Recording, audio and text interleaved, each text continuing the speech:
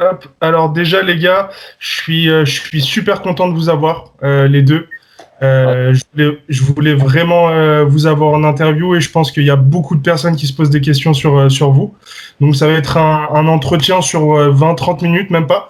C'est simple, vu que vous êtes deux, je vais vous poser à peu près les mêmes questions, mais vous allez répondre un par un parce que vous avez quand même, vous avez certes des expériences similaires, mais vous avez pas fait la même carrière amateur et vous n'avez pas la même carrière professionnelle et vous n'avez pas le même âge tout court. Donc voilà. Donc on va commencer, c'est très simple. On va commencer par le plus grand, par Anas.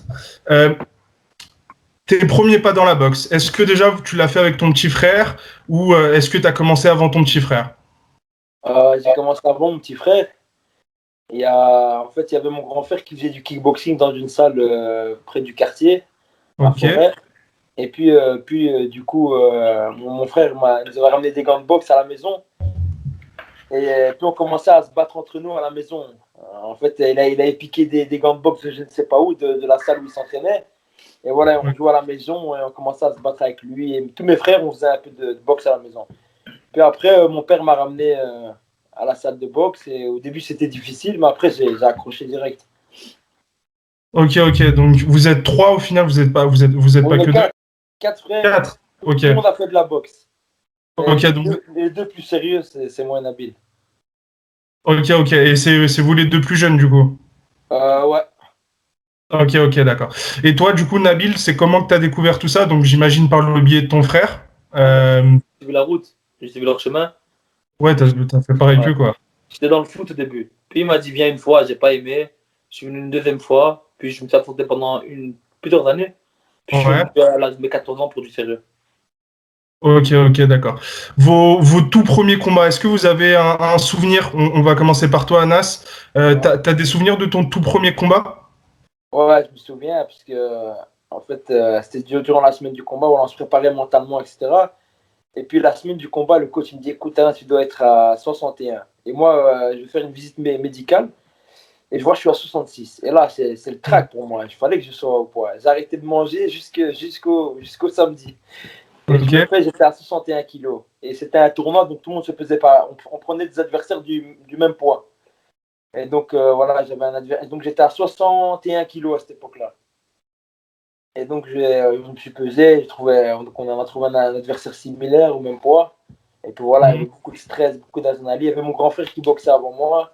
Et ouais, Mhm. je l'avais vu perdre, pardon. Et voilà, ça m'a donné une motivation que voilà, j'étais prêt à faire la guerre ce jour-là. Ok. Donc c'était beaucoup de stress, je pense, comme beaucoup de premiers combats. Donc tu m'as dit que c'est un tournoi amateur, excuse-moi, j'ai oublié de te poser la Ouais, question. ouais. Ouais, c'était un tournoi amateur. Mon premier combat de boxe, c'était un tournoi amateur. C'était un tournoi bruxellois à tous les clubs de Bruxelles. On se Mhm. pesait et voilà, on s'affrontait. Ok. Et toi, Nabil, t'as des souvenirs de ton tout premier combat ou pas? Oh, bien sûr. Hein. Et en plus, il a fait mon coin. Ok, ouais, il était C'était en France aussi pour un tournoi. Ok, pareil, en France. tournant Ouais, en ouais. Belgique. Non, non, c'était en France, moi. Ok. Ouais, moi, c'était en France. C'était un tournoi vraiment pas trop compliqué. Je gagne le premier round par KO. Ok. Comme ton premier combat professionnel, on va en revenir. Voilà. On va en revenir. Et le premier, en amateur, il y avait plus de dégâts. Il y a une côte qui s'est déplacée, il a perforé le poumon. Ah, ok. Voilà, donc il fait le Ok. malin, là, il fait le malin. Des, des bons débuts, des bons débuts. Des bons Euh, souvenirs. donc, vous avez tout de suite accroché, quoi qu'il arrive, que ce soit par rapport à votre premier entraînement et votre premier combat. Vous vous êtes dit tout de suite, c'est ça que je veux faire de ma vie. Ouais, franchement, moi, ouais. Bon, bah, moi, je me suis dit, ah ouais, franchement, c'est quelque chose. Parce que moi, Mhm. avant de faire mon premier combat, je me suis entraîné quand même 3 ans. Moi, tout a été très vite. Je me suis entraîné pendant 3 ans non-stop. Voilà, j'ai fait mon premier combat. Je me suis dit, je vais être champion de Belgique. Et puis voilà, j'ai enchaîné par la suite. Et voilà, je ne me suis pas arrêté. Ok. Euh, Avant de passer à vos carrières amateurs, juste, si vous n'aviez pas découvert ce sport-là, si vous n'aviez pas découvert la boxe, vous auriez aimé faire quoi, concrètement? Moi, de l'UFC, MMA. MMA? Ouais, mais vraiment, Donc j'aimais toujours trop. dans le sport de combat ou dans le sport Voilà, en général? Et j'aimais toi, trop. Anas? Si j'aurais pas fait de la boxe, franchement, c'est dur. Aucune idée, franchement.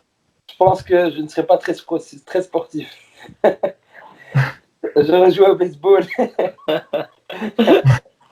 Non, Bah, c'est franchement, original, hein. franchement, C'est original. ouais, j'aurais fait, je sais pas. En fait, j'aurais fait du loisir, du foot en salle avec des potes, des matchs de basket. Ça peut être un métier, hein, pas obligé du sport, hein. Ouais, ouais. Franchement, je serais focalisé sur mes études et peut-être sûrement je serais devenu professeur d'histoire. Parce que j'aime l'histoire. Bah ouais, bah. Ouais, non, sérieux, c'est pas des C'est conneries. toujours possible, hein. Tu peux toujours faire ça en parallèle. Ouais, pour l'instant, voilà, moi j'ai mon diplôme, mais pas de professeur d'histoire. Mais voilà, si j'ai un jour l'intention de poursuivre mes études, ben, c'est ce que je ferai. Ok, ok. On va juste passer à vos carrières amateurs, juste pour rappel. Alors moi, je connais très bien la carrière amateur de Nabil, mais je connais un peu moins la tienne, Nanas. Est-ce que tu peux nous parler un peu de ta carrière amateur? Est-ce que tu as été champion de Belgique? Est-ce que tu as fait des combats internationaux? Dis-nous tout. Ouais, j'étais 5 fois champion de Belgique consécutif, Ok. de 2012 à 2016. Et 2016, c'était l'année des présélections olympiques. Donc j'ai Ok. participé aux présélections olympiques avec la Belgique. Et avant ça, j'ai fait pas mal de tournois. Mais voilà, en Belgique, c'est compliqué parce que voilà, à cette époque-là, j'étais voué à moi-même, je m'entraînais seul. Hmm. On n'avait pas cette structure comme à l'INSEP, vivre box, dormir box. Non, nous, on restait à la maison. On se levait pour courir ou on se levait pas. Voilà. Il n'y a même pas de coach. On n'avait pas, à cette époque-là, j'étais pas très bien suivi. Et donc, été 5 fois de champion de Belgique consécutif. J'ai fait pas mal de tournois. Mon premier tournoi, c'était au Sri Lanka. Mon premier Hmm. tournoi IBA. Et puis après, j'ai enchaîné. J'ai fait les championnats d'Europe, les Jeux européens. Et voilà. Mon meilleur placement podium, j'étais sixième en championnat d'Europe. Ok, Voilà, ok. en meilleure place. Et puis, j'ai fait les présélections olympiques avec la Belgique. Et voilà, j'ai passé un tour. Et puis, le deuxième tour, je me suis fait éliminer, quoi. Ok, ok. Donc quand même pas mal de combats à l'international. Donc En tout, quand même. 70 combats amateurs Ok. et 9 à 10 défaites. Ok, ok. Donc un gros palmarès. C'est pas tout le Voilà. monde qui a cette carrière amateur. Nabil, je connais un peu plus ta carrière amateur. Il me semble que tu as fait donc les championnats du monde à IBA, donc comme ton frère. Euh, donc les deux, vous avez fait des championnats du monde. Vos expériences par rapport à ces compétitions-là, qui sont pour moi les meilleures compétitions dans le circuit amateur. Je pense que personnellement, hein, après ça regarde que moi, que c'est pas le plus dur des tournois, de championnat, pardon.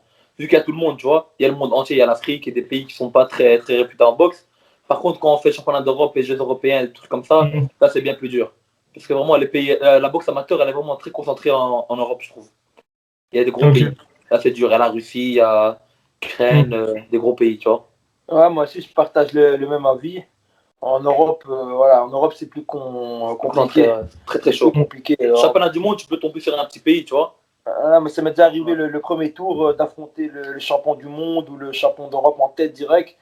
Donc, c'est pas évident. Et vu que quand t'es pas un très grand boxeur amateur, automatiquement, tu as le meilleur tout en bas et tu as l'autre meilleur tout en haut. Exactement, ouais. Ok. Donc, au Ils font les final, poules exprès, en fait, ouais, les hein. poules sont faites exprès pour que les meilleurs s'affrontent à la fin. Donc, au final, les boxeurs des pays pas très réputés, ceux qui n'ont Mhm. pas, ceux qui n'ont pas fait de médaille au jeu, sont entre les deux. Donc, ils vont soit affronter les meilleurs directs ou tout au tour après direct. Moi, par exemple, au championnat du monde, j'ai affronté le bronze au championnat d'Afrique. Ok. Et voilà, j'ai gagné au premier tour directement. Comme quoi, même si tu es médaille de bronze au championnat d'Afrique, ça boxe, hein. Mais techniquement, c'est Mhm. vraiment très limité. Par rapport aux Européens, c'est très limité techniquement. Par contre, en question de physique, ils sont très très forts. Très gros cardio et ils lâchent pas. Mhm. Mais comme tu dis, Après, les phases finales des championnats du monde, c'est quand même, ça, c'est c'est quand quelque même. chose. Ouais, ça, c'est quelque chose de dingue, hein. Ouais, bien sûr. Ben, quand tu regardes la finale du championnat du monde en 69, en Walter, c'est deux Mhm. Européens, Russes contre Anglais, tu vois. Ok, ok.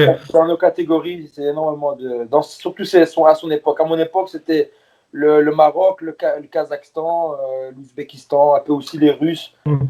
Mais à son époque, c'est que des Européens. Ok, ok. J'ai entendu, il y a plusieurs fois les Russes qui sont revenus. Vos plus durs combats chez les amateurs, est-ce que c'est contre des Russes, justement? Parce que j'ai interviewé beaucoup de boxeurs. Il y a beaucoup de boxeurs qui m'ont dit mon plus dur combat chez les amateurs, c'était contre un Russe. Ah non, moi pas. Non, moi, pas un russe, non. C'était contre qui alors? Je te laisse. Moi, mon plus dur combat, c'était en WSB. Je Ok, boxais avec, semi-professionnel. ouais, je boxais avec le Maroc. Et j'avais boxé un Italien. Et c'était mon premier combat, donc il y avait non, c'est sur 5 rounds. Et pendant Mm, 5 rounds, en fait, c'était un dur combat, pas parce que j'ai pris des coups, mais parce mm, que j'ai vraiment tout donné. Et pendant 5 ok. rounds, j'ai mitraillé le mec pendant 5 rounds. Et à la fin, le cinquième round, voilà, quand fallait repartir, j'ai eu du mal à remettre mon protège dans la bouche, tellement c'était Mm, dur. J'ai voulu le cracher tellement c'était dur, mais voilà. mm. C'est une expérience, c'est mon combat le plus difficile physiquement. Ok. Après, c'est pas vraiment chez les amateurs. Je pense que c'était Ouais, plutôt une ouais, nouvelle expérience pour toi. C'est peut-être pour ouais, ça que voilà. c'était dur. En WSB, ouais. Mais en amateur, franchement, j'ai pas eu vraiment de combat difficile. Mm. J'ai pas un souvenir qui me frappe C'est d'un c'est combat les autres qui avaient dur avec lui. Lui, Ouais, il a, je crois, il a un cardio, il a 3 cœurs. Après, non, ouais, les Italiens, ils sont durs à boxer. Ils sont réputés pour bien voilà, encaisser. ils bougent Donc, énormément. Ils sont très mobiles. mm, c'est vrai. On va passer au présent maintenant. On va parler un peu de votre présent. Donc, Anas, il me semble que tu as 8 combats chez les professionnels, Ouais, 8 victoires, 6 par ouais, KO. ouais, Euh, tu es le numéro 1 chez les Walter en Belgique. ouais. C'est quoi concrètement tes objectifs? Il me semble que tu boxes le 19 décembre, si je dis pas Ouais, de bêtises. ouais. C'est quoi tes objectifs pour la suite, pour 2021 par exemple? Franchement, j'aimerais devenir champion de l'Union européenne. Ok. Et voilà, c'est mon premier but ici. Après, le combat qu'on va faire le 19 décembre, voilà, c'est un peu compliqué pour les adversaires avec le Covid. Il y en a plein qui ne veulent pas se déplacer. Donc, je pense que le 19 décembre, ça va être un combat de reprise. Hmm. Mais pour l'année 2021, j'aimerais de monter très très haut dans le classement, rentrer dans le top 50 et faire un championnat de l'Union européenne ou voir plus même. Ok, ok. Donc pour toi, ça serait une ceinture pour 2021. Donc je sais pas si tu es déjà champion de Belgique ou non. Je suis champion du Benelux face à Cédric Peynaud, je pense que c'est un Français. Ouais. Ouais, c'est un mec qui a battu le champion de France actuel Hmm. en France chez vous, donc Mohamed Kani. Donc j'ai boxé contre lui en 10 rounds. Voilà, j'ai pris la ceinture du Benelux qui est un peu au-dessus de la ceinture belge, qui regroupe 3 Hmm. pays, Belgique, Ok. Luxembourg, Hollande. Donc voilà, là j'ai la ceinture Benelux. Maintenant, faire un pas en arrière. S'il y a un adversaire, un bon combat, ouais, je veux bien boxer pour la ceinture belge. Mais s'il n'y a rien, je préfère commencer à viser au-dessus. Ok, ok. Donc là, tu vises la ceinture européenne pour l'instant parce que la Belgique, ça t'intéresse plus trop, on va dire. T'as fait le tour. Ouais, voilà, je suis numéro 1 en Belgique. Et voilà, après, s'il y a des adversaires qui se classent et qui sont prêts à m'affronter, je serai prêt à les affronter. Ok, ok. On va passer à toi, Nabil. T'es tout fraîchement passé chez les professionnels. T'as enchaîné directement avec 2 combats, donc 2 victoires, deux victoires lors du premier round par KO. Euh, tes objectifs pour 2021, toi, c'est vrai que t'es sur un début de carrière, mais voilà. Est-ce que Non, tu non, vises ça une va ceinture? démarrer. Ça va vite démarrer. J'ai pas mal d'objectifs pour 2021, j'en ai 3 principalement, Mhm. mais je compte en faire 2. Vraiment, et puis le 3, c'est un bonus, on va dire. Premièrement, je compte devenir champion de Belgique. Ok, Je suis aussi numéro 1 chez les Super Walter en Belgique. Donc je compte faire un titre belge. Ensuite, peut-être par après, je ferai un plus gros titre qui pourrait bien me classer. Et puis, ok. ce que je voudrais vraiment faire, c'est ce qui est prévu d'ailleurs, un retour chez les amateurs pour les qualifications olympiques. Ok, donc tu aimerais bien tenter ta chance lors des prochains Jeux Olympiques donc, qui se passeront à Tokyo. Exact. Euh, donc tu m'as dit une ceinture belge et... Ouais, pour pas mettre tout le monde d'accord. Parce que ça parle beaucoup en Belgique. ah bon? Ouais, ça parle beaucoup. Bah, bonne chance à eux Pourtant, nous, parce on que les attend, nous. On les attend, mais voilà quoi. ah ça j'en ai aucun doute. Euh, On va passer à une question que j'aime beaucoup. Quels sont les boxeurs les plus décorés avec lesquels vous avez mis les gants, vos mises de gants? Vous avez sûrement chacun, j'ai vu que sur votre Instagram que vous avez beaucoup voyagé pour différentes raisons. Mais voilà, les boxeurs avec lesquels vous avez mis les gants, vous vous êtes dit, ah ouais, c'est du lourd là. Euh, Anas, moi, tu peux. en fait, j'ai mis les gants avec le champion du monde, Hum, Julian Williams, celui qui a battu Jared Heard. ok. Mais avec lui, ça allait. Mais mon expérience la plus difficile en sparring, c'est avec Jaron Ennis. Et avec lui, Angleterre. franchement, voilà. Et en plus, il m'entraîner dans son gym. Et là-bas, les sparring, c'est sur 4 minutes. Ok. Avec 30 secondes de récup.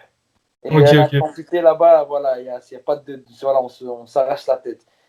Et ben ça, c'était un sparring vraiment très très difficile. Le niveau était élevé. Voilà, et c'est une intensité très très élevée. J'ai eu plus de difficultés avec lui qu'avec le champion du monde. Après, j'ai mis les gars avec pas mal de champions d'Europe, énormément, mais voilà, mes sparring plus difficiles, c'est avec le Jaron Ennis là. Donc, tu m'as dit le champion du monde, j'ai pas entendu qui c'était. C'était Julian Williams. Il a Ah, été ok, champion du oui. monde. Il a battu Jared Mm. Heard. Avec lui, j'ai mis les gants allez, pendant 3 semaines non-stop. Après, là, voilà, j'ai pris l'habitude et tout. Mais à Philadelphie, il y avait un autre boxeur, Jaron Ennis. Avec lui, c'était plus compliqué de mettre les Ok, gants. ok. Donc, pour rappel, hein, pour ceux qui connaissent pas trop, Jaron Ennis, il est considéré comme l'un des plus gros espoirs pour les Américains chez les Walter. Donc c'est du très très lourd. C'était pour quelle occasion que t'es allé à Philadelphie? C'était pour préparer un combattant? Ouais, je prépare. En fait, il y avait Julian Williams qui préparait un comeback. Et là, on m'avait rappelé pour du sparring partner là-bas. Ok, Donc, avec Julian Williams. Donc, c'était à 2 fois par semaine. 6 rounds, 8 rounds. Et à un moment, voilà, il y avait une fois, on m'avait pas appelé, genre un lundi, et je devais mettre les gants avec lui vendredi, ça a été reporté. Et donc, j'ai été dans la salle chez Jérôme Ennis à ce moment-là. ok. Donc, j'ai mis les gants une fois là-bas avec des autres boxeurs, ça allait. Et puis, le week-end d'après, j'ai mis les gants avec Jérôme Ennis. Et là, voilà, j'ai vu que c'était du très, très haut niveau. Ok. On va profiter de cette question pour te demander quelle est la différence entre voilà, les sessions sparring là-bas aux États-Unis, donc avec des champions du monde, et les sessions sparring en France et en Belgique. Est-ce que tu as senti une grosse différence, mis à part le fait que c'est des rounds de 4 minutes et que c'est du temps de récup de 30 secondes? Le niveau est plus. Là-bas, les boxeurs, ils sont plus, comment dire, plus aiguisés. C'est des mecs qui cherchent. En France, on va dire, on cherche plus le débit. Là-bas, ils cherchent vraiment à te faire mal. Ils visent voilà, les points précis, le foie, la mâchoire. Ils sont vicieux. Ils sont en France, en Belgique. Voilà, on se respecte. On met les gants, mais il y a un respect derrière. Là-bas, il n'y a pas de respect. Là-bas, si tu accroches les mecs, il te met un coup de coude, il te frappe, il te pousse. Voilà, si tu tombes, il est heureux. Là, ici, on a encore. Pour moi, la mentalité européenne, on est dans le respect. Là-bas, non. Là-bas, ils sont là pour démolir. Ok. On va poser cette question maintenant à Nabil. Pour toi, c'est lequel avec qui tu as mis les gants le plus décoré, le boxeur le plus décoré? Celui qui m'a plus impressionné, moi, c'est Liam Williams. Je sais pas si tu connais un anglais. Numéro 10 mondial. Liam Ça me dit Williams. quelque chose. Avec des oreilles décollées un peu. Ouais, ça me dit quelque chose. Lui, c'est vraiment le boxeur le plus fou que j'ai vu de ma vie. Incroyable. Il a une frappe de dingue, complet. Il prend beaucoup de coups, il a un bon coup d'œil, il esquive bien. Et il est dangereux, il est vraiment dangereux. Il boxe dans quelle catégorie déjà, lui? En moyen, en middle. Ok. Ok. Et à part lui, personne d'autre? Euh, Franchement, c'est le seul qui m'a vraiment impressionné. Et puis, il y a lui aussi à ma gauche. Il est à ma gauche un peu. C'est impressionnant. Nous. Bah, ça compte, hein. Ça compte, quand même. Non, mais sérieusement. Champion de Belgique. J'ai mis le gars avec du Enfin, monde. champion du Belux, c'est ça? Ouais, Benelux. Je sais pas comment on dit ça, mais je sais que c'est plus important que le titre de Belgique. Ah, ben, bien sûr. Ouais, c'est Liam Williams. Franchement, lui, c'est un boxeur qui m'a impressionné de dingue. C'est un mec qui gagne toujours avant la limite. Il gagne toujours avant la limite. C'est comme les Jaron Ennis, c'est des mecs, ils cherchent à te descendre. Ouais, ben, j'imagine bien, Jaron Ennis, ça doit être quelque chose quand même. Et même le gars que Nabil vient de nous dire. Juste une question, Nabil. Mondial. Hein. Ok, numéro 10 mondial chez les professionnels. Juste, c'était pour quelle occasion que t'es allé le boxer, enfin, que t'es allé faire des mises de gants avec lui? En fait, mon manager, on a fait un co-management avec un Anglais. Donc Ok. j'étais manager en Angleterre et un coach. Et ils m'ont appelé pour faire une préparation. J'ai mis les gants un peu gauche à droite. Puis pour mon dernier sparring, j'ai fait avec Liam Williams. Et franchement, j'ai mis avec le champion d'Angleterre et tout ce qui va avec là-bas. Hmm. Ça m'a pas impressionné. Quand j'ai mis les gants avec ce gars, c'est choquant. Ouais, t'as vu Franchement, la différence. ouais, j'ai pris de l'expérience là-bas, j'ai bien aimé. Ok, donc une bonne expérience. On va passer à une autre question. Peut-être une question qui va en fâcher certains ou non. Est-ce qu'il y a des Français dans vos catégories respectives que vous aimeriez affronter? Euh, Nabil, il me semble que tu es chez les Super Walter. Et Ouais, toi, Anas, il me semble que tu es chez les Walter. Vous me dites si je dis Walter, des ouais. bêtises. Euh, Ouais. Walter. Y a un mec qui devait boxer pour l'Union européenne. Je connais pas bien son nom. je crois que c'est Dylan Chara, mais c'est... Non, c'est pas ça. C'est un mec qui devait boxer contre un Espagnol très récemment, Walter, pour la ceinture de l'Union européenne. Non. Un Français contre un Espagnol. Dans je ma crois qu'il catégorie s'appelle en Garcia, Walter. l'espagnol. Non, non, Non. ça c'est en Super Walter, ça. Ouais, voilà. Non, moi, c'est en Ah Walter. ouais. Moi, je boxe en Walter. J'ai oublié, franchement, j'ai oublié, faut que je regarde. Bah, le champion de France chez les Walters, c'est Mohamed Kani. Après, il y a Ahmed El Moussaoui qui est chez les Walters aussi. Et Ouais. sinon, derrière, je vois pas qui ça pourrait être pour une ceinture européenne. Box Drag, attends, je regarde tout de suite. Il va regarder sous BoxRec, mais je pense que c'est un mec qui devait boxer pour l'Union européenne. Et ça a été annulé dû au Covid. Il y a un peu Walter. Et donc, s'il gagne, je l'affronte.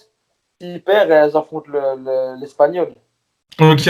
Donc, ouais, toi, tu vises vraiment la ceinture européenne. Ouais, voilà.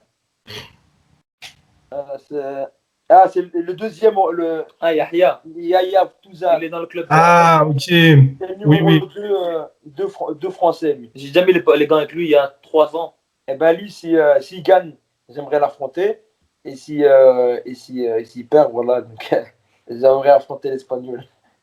Ok, donc Yaya, il me semble que c'est ça. Je connais plus très bien son nom, mais je sais que c'est un boxeur d'expérience Ouais, c'est en qui va. Walter dans ma catégorie. Ouais. Ouais, du coup, ça revient. Nabil, toi, t'aimerais affronter qui? Est-ce que t'aimerais affronter un Français ou pour l'instant, c'est pas quelque chose qui t'intéresse? Non, pour l'instant, ça m'intéresse pas. De toute façon, je laisse à mon manager. Si mon manager, voilà, il me dit on boxe telle personne, donc je Mhm. m'entraîne, on le fait, quoi, directement. Après, non, franchement, non. Il y a personne qui Après, m'intéresse. voilà, vous avez le manager qui s'occupe de vos intérêts, mais vous avez vos envies aussi. Vous avez Bien peut-être sûr, envie de ouais. boxer des gars en particulier, donc faut pas hésiter à le. Franchement, en mise de gants, j'ai fait le tour en France. Et j'ai fait le tour. Donc, à combattre, non, y a rien qui me dit, voilà, j'aimerais boxer telle personne. En plus, j'ai que 2 combats. Mhm. Peut-être que j'aurai une envie le jour où je ferai un titre, ouais. Là, j'aurai peut-être des envies. Mais là, pour l'instant, non. Pas du tout. Après, en mise de gants, je pense que j'ai quasi tout fait dans les top français, tu vois. Donc, ouais, ça me dit rien, non. Pour le combat, non, ça me dit rien pour l'instant. Ok. Donc quand tu dis en mise de gants, t'as tout fait. Tu peux nous donner des noms à peu près, des salles. Ouais, bien sûr. Déjà, à l'INSEP, j'ai déjà mis les gants là-bas plusieurs fois. Ok. Comme je disais, avec Yaya et avec tous les gars de chez BAM l'héritage aussi. J'ai Ok. fait pas mal de mises de gants. Franchement, j'ai rodé en France. À un moment, je vivais là-bas pendant un petit moment. Ouais, Zakaratou et tout. Ouais, franchement, des champions d'Europe et tout. J'ai fait des mises de gants. Et surtout, à un moment, je vivais là-bas pendant une histoire de 4 à 5 mois. Donc, j'ai tourné un peu dans les salles. Ok. J'ai vu aussi vous allez souvent, enfin vous êtes allé souvent au BAM. Euh, qu'est-ce que vous avez apprécié là-bas? Votre relation avec les frères arabes, c'est comment? Moi, j'aime beaucoup les frères Alab. Abadila, il m'a préparé pour boxer en WSB. Mhm. Quand j'ai boxé face aux Croates et l'équipe française m'avait repris pour boxer face aux Croates. Et Ok. Abadila, ben, il m'a préparé pendant 2 semaines. Et voilà, c'est un mec, voilà, c'est mentalité, voilà, on se ressemble un peu. C'est un Mhm. mec qui est dans le dur. Moi aussi, je suis un boxeur qui est dans le dur. Et voilà, il m'a préparé pour être à 100% le jour J. Et voilà, dans le cadre, voilà, c'est des mecs qui sont c'est pas c'est pas des petits. Il y a des coachs qui connaissent rien de la boxe. C'est des mecs qui sont à jour. Des mecs qui savent qui est devenu champion du monde hier, ils savent qui va devenir champion du monde demain, ils connaissent les étoiles montantes. Et ils connaissent la boxe. Donc, ils sont passionnés. Ils sont très très passionnés. Et c'est des travailleurs. Donc voilà, je me suis entouré des gens comme ça, c'est très très important. Ok, donc pour vous, c'est ça qui fait à peu près la différence par rapport aux autres entraîneurs. Je vous pose cette question parce que vous entraînez principalement en Belgique, donc vous avez vos coachs en Belgique. Mais voilà, dans toutes les salles, parce que vous avez fait beaucoup de salles, vous avez beaucoup voyagé les deux. Qu'est-ce qui fait vraiment la différence? Pourquoi aujourd'hui, au BAM L'Héritage, il y a autant de champions de France chez les professionnels et chez les amateurs? Pourquoi, selon vous? Moi, je suis resté là-bas pendant longtemps. C'est comme je te dis, quand j'habitais en France, c'est grâce à eux en fait que j'habitais là-bas. Ils m'ont pris de la Belgique, on avait parlé et tout, on s'était bien entendu. J'étais parti pour un stage d'abord. Puis ils m'ont trouvé un petit job et tout, un appartement où dormir. Et voilà, je vivais là-bas pendant 4-5 mois et je m'entraînais là-bas tous les jours. Donc, déjà, leur entraînement il est toujours intensif, ils sont toujours dans le rouge comme il l'a dit. C'est un truc qui fait la différence. Et puis, ils ont un peu cette mentalité de guerrier qu'il n'y a pas ailleurs, tu vois. Quand tu mets les gants, c'est un peu la guerre. C'est le seul club qui sort un peu du cadre de l'Europe, tu vois. Et là-bas, ils sont mal. Ça vous a fait plus penser à l'ambiance des Américains qu'à l'ambiance en France en général, ou en Belgique? Américain et cubain. Américain et cubain. C'est vrai. Et voilà, ça reste aussi une école amateur à la base, qui s'est transformée en école pro. Et voilà, c'est entre les deux, c'est le juste milieu. C'était une bonne expérience. Non, franchement, c'est un très bon club là-bas. Et on va parler du futur. Je vais en profiter pour vous poser cette question. Vous aimeriez préparer des combats dans le futur avec les frères Alab? Ouais, pourquoi pas. Après voilà, ça dépend qui tu vas affronter. Si tu affrontes un Européen, ça s'entraîne avec les frères. Si j'ai un combat demain face à un Américain, il faudra que je me prépare. C'est mieux que j'aille me préparer en Amérique, parce que voilà. Les coachs, c'est très important, mais les mises de gants, c'est encore plus important pour moi. C'est ce qui va me faire vraiment développer. Donc, si les frères Alab me suivent en Amérique, pourquoi pas, ouais. Ok.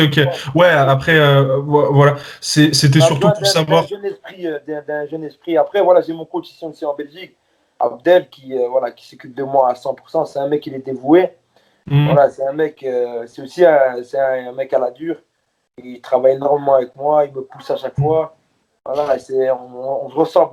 Il connaît très bien ma boxe, il sait comment je dois travailler. Et voilà. Voilà, pour moi, ils se ressemblent assez fortement avec les frères Alab, niveau psychologique. Ok, dans tous les cas, on ne change pas forcément une équipe qui gagne, donc pour l'instant, il n'y a pas de raison valable pour voilà, changer de camp ou d'entraîneur. C'est un peu une question similaire, mais voilà. C'est plus une question pour toi, Anas, parce que tu es déjà très avancé dans ta carrière professionnelle. Tu vas combattre le 19 décembre.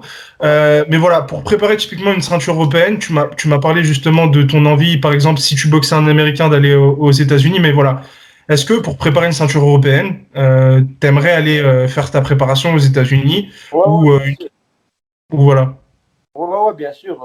Dès que j'ai l'occasion, moi, là, à Philadelphie, quand j'ai été 2 fois à Philadelphie, là-bas, j'ai un coach qui s'occupe de moi, Darius. Et lui, c'est un mec, voilà, c'est un coach depuis un moment là-bas, et c'est un mec qui connaît tout le monde.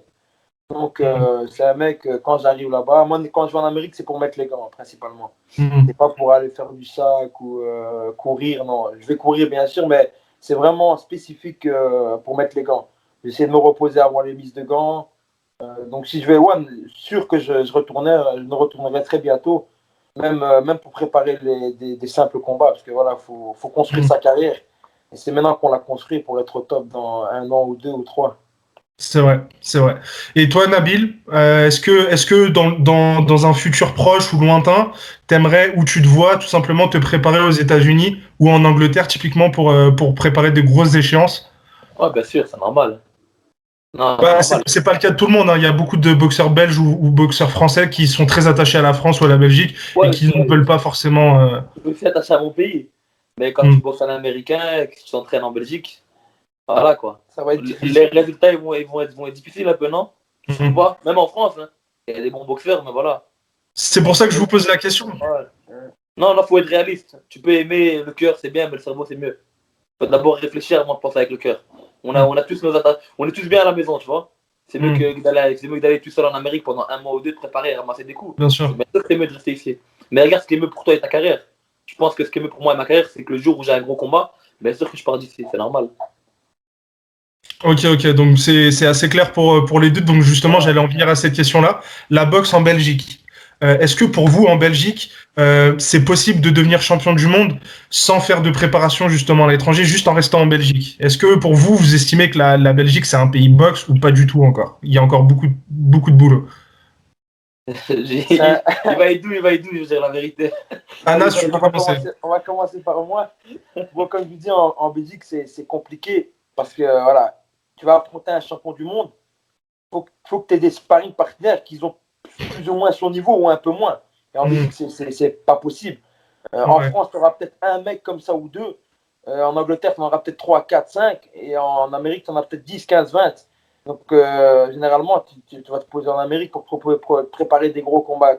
Pour les gros combats, ouais, c'est sûr que ça sera l'Amérique ou peut-être en Belgique, mais ça va te coûter cher de ramener plein de sparring partenaires de partout. Ouais, donc pour moi, c'est très très compliqué. Je pense que moi, j'irai en Amérique. Ok. Et pour toi, Nabil, j'imagine ça pareil. Ah, la même chose. Il n'y a pas de sparring, on va dire, à la hauteur d'un champion du monde. Il n'y a pas de sparring qui vont permettre de t'entraîner à la hauteur d'un championnat du monde. Donc ouais, franchement non. Pour moi, la Belgique, c'est un beau pays, tranquille et tout. On t'entraîne bien avec des bons coachs, il y a des bons boxeurs, des très bons boxeurs, surtout talentueux. Je trouve que dans le talent, on fait quasi pas mieux que la Belgique. Mais après, il n'y a pas la structure qui va avec. Bien sûr. Pas la structure qui va avec. Et quand on aura la structure, il y aura des meilleurs boxeurs. Et là, on pourra mettre les gants entre nous. Là, maintenant, mon frère prépare un combat, il met les gants qu'avec moi quasi. Ouais, c'est compliqué. C'est compliqué. Et moi, de même, quand j'ai un combat, si je suis pas en Angleterre, je mets les gants qu'avec lui. Ok. Donc, si j'ai bien compris, c'est un peu la même problématique qu'en France. Il y a un manque de sparring partner. C'est principalement cette raison pour laquelle vous voyez faire des préparations à l'étranger. Ouais, c'est sûr. Ouais, franchement, c'est vraiment ça. Ouais, quand tu vises un objectif qui est assez élevé, voilà, faut que tu travailles avec des mecs très très sérieux en face. Et voilà, en Belgique, on a quelques mecs sérieux, mais pas très très très sérieux. En tout cas, dans ma catégorie, non. Ok. Intéressant d'avoir votre point de vue. En tout cas, vous avez des objectifs très clairs. Ça fait plaisir de l'entendre parce que vous êtes deux boxeurs que j'apprécie énormément. On va finir avec cette question parce que ça fait un petit moment déjà. Sinon, ça va durer un peu trop longtemps. Vos après-carrières. Je vais commencer par Anas. Tu la vois comment? Vous êtes tous les deux jeunes. Anas, il me semble que tu as 27 ans. Et Nabil. Ton après-carrière, tu la vois comment, Anas? Une salle de boxe. Et j'espère. En fait, moi, le but, c'est de ressortir de ce sport. Voilà, maintenant, on regarde les anciens. Allez, dans mon quartier, tu as des mecs qui ont boxé. Ils ont vraiment boxé. Ils ont 40-50 combats. Voilà, ils sont sonnés. Tu les vois, ils tiennent presque pas debout. Moi, je veux pas ressembler à ça. Je veux ressortir. Voilà, je vais pouvoir parler à mes enfants normalement plus tard. Donc, mon après-carrière, j'espère rester en très bonne santé et avoir assez d'argent, j'espère que le fruit de mes efforts vont payer d'ici là et être relax, ouvrir une salle de boxe, et voilà, rester dans le monde de la boxe. Ok. Donc pas trop t'éloigner du monde de la boxe. Non, je suis passionné à fond, donc j'espère plus tard ouvrir mon gym et voilà, et apprendre la boxe aux futurs boxeurs, quoi. Au futur de la Belgique. Ouais, voilà. Même d'ailleurs, même de France, s'ils veulent venir à ce moment-là, ils seront tous les bienvenus. En tout cas, c'est un très bel objectif. Ça se voit que tu es passionné. On va passer à Nabil pour finir ton après-carrière. Bon, t'es encore plus jeune. C'est vrai que c'est un peu loin, mais voilà. On y pense parfois, on y pense. Moi, franchement, voilà, comme lui, ressortir intact de la boxe, c'est le plus important. On a déjà quelques séquelles, arcade ouverte, nez un peu dévié et tout. Mais bon, c'est les risques du métier. Après, ça, c'est du superficiel. Voilà, ouais. Tant que le cerveau il est intact, c'est le plus important. Et ressortir, ouais, quand même être aisé, tu vois, avoir assez d'argent pour vivre tranquillement, élever mes enfants. Mais plus loin encore, ouvrir une académie de boxe, tu vois, comme à l'INSEP par exemple, une vraie académie où on pourra justement créer le futur. Voilà, aujourd'hui, c'est dur de devenir champion en Belgique. Ben,